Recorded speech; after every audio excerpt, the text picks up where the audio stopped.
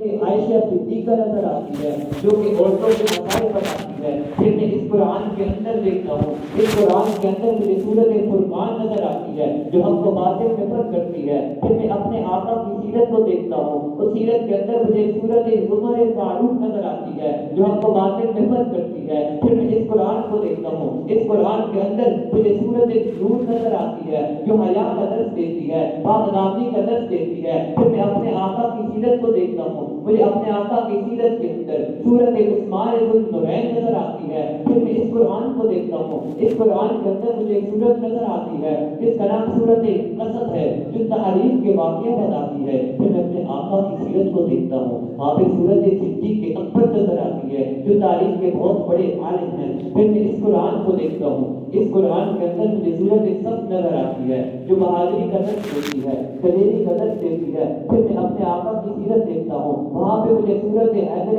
کرار نظر آتی ہے جو بہادری کا درس دیتی ہے. پھر میں اس قرآن کو دیکھتا ہوں، اس قرآن کے اندر مجھے سورۃ انفال نظر آتی ہے، سورۃ توبہ نظر آتی ہے جو جہاد کا درس دیتی ہے، قتال کا درس دیتی ہے. پھر میں اپنے آقا کی سیرت کو دیکھتا ہوں تو وہاں پہ مجھے سورۃ خالد بن ولید نظر آتی ہے، سورۃ سراج نظر آتی ہے، سورۃ ابو عبیدہ بن الجراح نظر آتی ہے. تو یہ قرآن مکمل میرے آقا کی سیرت کے اوپر ہے. ایک یہ قرآن ہے، ایک وہ قرآن ہے. آپ اس قرآن کو دیکھیں گے تو اس قرآن کے اندر آپ کو ملے گا قُلْنَا يَا نَارُ كُونِي بَرْدًا وَسَلَامًا عَلَىٰ إِبْرَاهِيمَ. اے آگ ابراہیم کے اوپر ٹھنڈی ہو جا، اے آگ ابراہیم کے اوپر سلامتی والی بن جا. پھر میں اپنے آقا کی سیرت میں دیکھتا ہوں کہ میرے آقا کی سیرت میں ایسا کون سا واقعہ ہے کہ جہاں پہ آگ بھی ٹھنڈی ہو جائے، جہاں پہ آگ سلامتی والی بن جائے. پھر میں دیکھتا ہوں حیات صحابہ میں ملتا ہے. حضرت انس رضی اللہ تعالیٰ عنہ کی محفل سجی ہے، صحابی آئے ہوئے ہیں، دسترخوان بچھا ہوا ہے. کھانا کھانے کے بعد کیا ہوتا ہے، حضرت انس اس دسترخوان کو اٹھاتے ہیں، صحابی ادھر ہی بیٹھے ہوئے ہیں. دسترخوان کو اٹھانے کے بعد حضرت انس اس دسترخوان کو تندور کے اندر ڈال دیتے ہیں. ساتھی صحابی سوال کرتے ہیں، اے انس یہ معاجرہ کیا ہے؟ آج تو تم نے کچھ انوکھا ہی کام کر دیا، ہم نے تیرے ساتھ کھانا کھایا اور تو نے وہ دسترخوان اٹھا کر بجائے اس کے اس کو صاف کرتا تو نے آگ کے اندر جلا دیا. آخر اس کی وجہ کیا ہے؟ حضرت انس کہتے ہیں میرے یارو صبر تو کرو، ابھی حوصلہ تو کرو، ابھی دیکھو ہوتا کیا ہے. چند لمحے گزرے ہیں، حضرت انس اس دسترخوان کو تندور سے نکالتے ہیں تو وہ دسترخوان پہلے سے زیادہ صاف ہوا ہوتا ہے. صحابی پوچھتے ہیں انس یہ معاجرہ کیا ہے، آگ نے اس کو جلایا کیوں نہیں؟ آگ تو کپڑے کو جلا دیا کرتی ہے، آخر تیرے دسترخوان کو کیوں نہیں جلایا؟ حضرت انس کہتے ہیں یارو یہ بہت پہلے کی بات ہے، میرے اور آپ کے آقا محمد رسول اللہ صلی اللہ علیہ وسلم ایک مرتبہ اسی طرح میرے گھر میں تشریف لاتے ہیں. اسی دسترخوان پہ میں نے اپنے آقا کے سامنے کھانا پیش کیا. کھانا کھانے کے بعد میرے اور آپ کے آقا محمد رسول اللہ صلی اللہ علیہ وسلم نے اپنے مبارک ہاتھ اس دسترخوان کے ساتھ صاف کر دیے. جیسے ہی آپ نے اپنے ہاتھ صاف کیے وہ دن اور اس کے بعد آج تک میں اس دسترخوان کو صاف کرنے کے لیے آگ میں ڈال دیتا ہوں، آگ اسے جلاتی نہیں. یہ میرے اور آپ کے آقا کی سیرت ہے. میں نے عرض یہ کیا تھا کہ وہ بھی قرآن ہے، یہ بھی قرآن ہے. اگر ہم نے کامیابی حاصل کرنی ہے تو ہمیں اس قرآن پہ بھی عمل کرنا ہے. ہم نے کامیابی حاصل کرنی ہے تو ہمیں اس قرآن پہ بھی عمل کرنا ہے. اس قرآن کو چھوڑ دیں گے تب بھی گمراہ ہو جائیں گے، اس قرآن کو چھوڑ دیں گے تب بھی گمراہ ہو جائیں گے. ذالک الکتاب لا ریب فیہ، اس کے اندر کوئی گنجائش نہیں شک و شبہ کی، کوئی غلطی کی گنجائش نہیں. کسی جگہ پہ ایک زبر زیر الف مد پیش کی غلطی کی بھی گنجائش نہیں. اسی طرح میرے آقا کی سیرت کے اندر کسی جگہ کوئی عیب نہیں. آقا کے اندر عیب ہونا تو بہت دور کی بات ہے. جیسے کہتے ہیں کہ بدن کے اوپر مکھی بیٹھ جائے تو یہ بندے کا عیب ہوتا ہے. میرے آقا کے بدن کے قریب مکھی آ ہی نہیں سکتی تھی. بدن سے پسینے کی بو کا آنا عیب ہوتا ہے، لیکن میرے اللہ نے آپ کے اور میرے آقا محمد رسول اللہ صلی اللہ علیہ وسلم کے پسینے کی خوشبو ایسی بنا دی کہ جنت کی خوشبو بھی اس کا مقابلہ نہیں کر سکتی. پھر اللہ رب العزت نے اس قرآن کے اندر میرے اور آپ کے آقا کے بارے میں فرمایا جو میں نے آج تلاوت کی تھی، یا ایھا النبی انا ارسلناک شاہدا ومبشرا ونذیرا وداعیا الی اللہ بإذنہ وسراجا منیرا.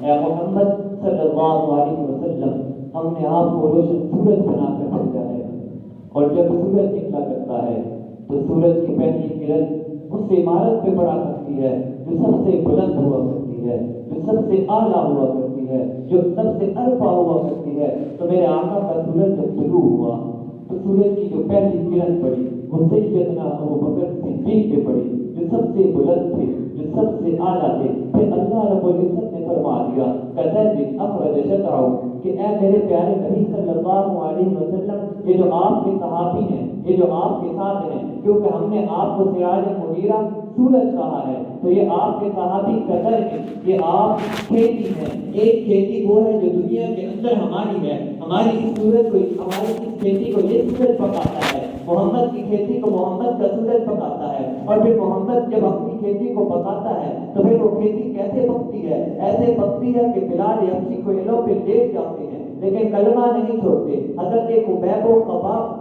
تختے دار پہ لٹک جاتے ہیں لیکن کلمہ نہیں چھوڑتے۔ اور یہ مہینہ جمادی ثانی کا چل رہا ہے، اس کے اندر حضرت ابوبکر صدیق خلیفہ بلا فصل پہلے خلیفہ کی یوم وفات ہے 22 جمادی ثانی۔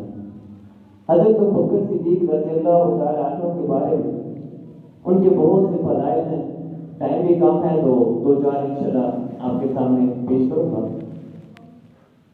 اللہ رب العزت نے اس قرآن کے اندر ایک غار کا ذکر فرمایا ہے جس کو ہم اصحاب کہف اور غار کہف کے نام سے بھی ہمیں پتہ ہے۔ اسی کے ساتھ اسی قرآن کے اندر اللہ رب العزت نے ایک اور غار کا بھی ذکر فرمایا ہے جس کا ذکر آیتان یزنین اذ ہما فی الغار، جب دو کے ساتھ تیسرا وہ غار میں تھا۔ اس یار غار کے بارے میں اللہ رب العزت کی جو انعامات ہیں جو ان کے اوپر تو اللہ بھی کرتا ہے۔ حضرت امی عائشہ صدیقہ رضی اللہ تعالیٰ عنہ آپ صلی اللہ علیہ وسلم کے ساتھ بیٹھی ہوئی ہیں، رات ہے، آسمان کے اوپر ستارے نظر آ رہے ہیں۔ حضرت امی عائشہ صدیقہ فرماتی ہیں یا رسول اللہ، کیا کسی کی نیکیاں ان آسمان کے ستاروں سے زیادہ ہو سکتی ہیں؟ یہ ان کے برابر؟ آپ نے فرمایا ہاں عائشہ ہیں۔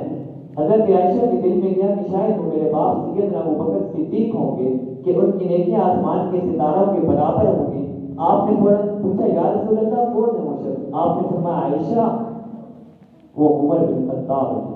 حضرت عائشہ پریشان ہو گئی، پھر فوراً پوچھا یا رسول اللہ صلی اللہ علیہ وسلم اور میرے باپ ابوبکر صدیق کی؟ تو آپ نے فرمایا اے عائشہ تیرے باپ کی نیکیاں اور عمر تو اس کی ایک نیکی جو اس کی غار کی ایک رات تھی اس کے برابر بھی نہیں ہو سکتی۔ اور کیوں نہ ہو، حضرت ابوبکر صدیق میرے آقا کے ساتھ ہجرت کے سفر میں جا رہے ہیں، کبھی آگے کبھی پیچھے، کبھی دائیں کبھی بائیں، کبھی کسی سائڈ پہ کبھی کسی سائڈ پہ۔ آقا پوچھتے ہیں ابوبکر صدیق آخر یہ کیا بات ہے، یہ بے چینی کیوں ہے؟ کبھی تو دائیں آتا ہے، کبھی تو بائیں آتا ہے، کبھی تو میرے آگے کبھی تو میرے پیچھے، آخر ابوبکر یہ بات کیا ہے؟ کیا ماجرا ہے؟ تو کیوں پریشان ہے؟ تو کیوں بے چین ہے؟ حضرت ابوبکر صدیق فرماتے ہیں یا رسول اللہ میں یہ سوچتا ہوں دشمن دائیں سے آئے گا، میں دائیں سائڈ پہ آ جاتا ہوں، پھر میرا ذہن کہتا ہے نہیں دشمن بائیں سے آئے گا، میں بائیں سائڈ پہ آ جاتا ہوں، پھر میں کہتا ہوں دشمن آگے سے نہ آ جائے، میں آگے آ جاتا ہوں، پھر میں کہتا ہوں دشمن پیچھے سے نہ آ جائے، میں پیچھے آ جاتا ہوں۔ تو میں سوچتا ہوں یا رسول اللہ جدھر سے بھی دشمن آئے گا تو وہ آپ تک نہ پہنچ پائے، پہلے صدیق کے اکبر کا مقابلہ کرے پھر بعد میں نہیں چلے گا۔ آپ صلی اللہ علیہ وسلم صحابہ کی مجلس میں بیٹھے ہوئے ہیں، آپ نے فرمایا کہ جنگ کا موقع آ رہا ہے، میرے صحابہ جنگ کے اندر تعاون کرو۔ امداد کے لیے اعلان کیا، اللہ کے لیے، اللہ کو قرض دو، کون ہے جو اللہ کو قرض دے گا؟ صحابہ سارے اپنے اپنے گھروں میں گئے، اپنی اپنی استطاعت کے مطابق سامان لے کر آئے۔ حضرت ابوبکر صدیق کے گھر میں جو کچھ تھا سب کچھ لے کر ایک گٹری سی باندھ کر اپنے آقا کی خدمت میں پیش کر دی۔ تھوڑی دیر کے بعد حضرت عمر فاروق رضی اللہ تعالیٰ عنہ بھی تشریف لائے، کافی سارا اپنے گھر کا مال لے کر آئے تھے کیونکہ وہ اپنے گھر کا آدھا مال لے کر آئے تھے۔ حضرت ابوبکر صدیق کا مال دیکھنے کے بعد حضرت عمر فاروق کے چہرے کے اوپر مسکراہٹ آ گئی کہ اے عمر آج تو ابوبکر صدیق سے جیت جائے گا، آج تو ابوبکر سے زیادہ مال لایا ہے، آج تجھے زیادہ ثواب ملے گا، تو اپنے آقا کی محفل کے اندر آج عمر صدیق سے جیت جائے گا۔ تو تھوڑی دیر کے بعد جب آقا نے پوچھنا شروع کر دیا، حضرت عمر کے ذہن میں ایک سوال تھا کہ میرے آقا سوال کریں گے اے ابوبکر تو کتنا مال لایا ہے، اے عمر تو کتنا مال لایا ہے؟ آقا جب پوچھیں گے اے ابوبکر تو کتنا مال لایا ہے تو ابوبکر صدیق فرمائیں گے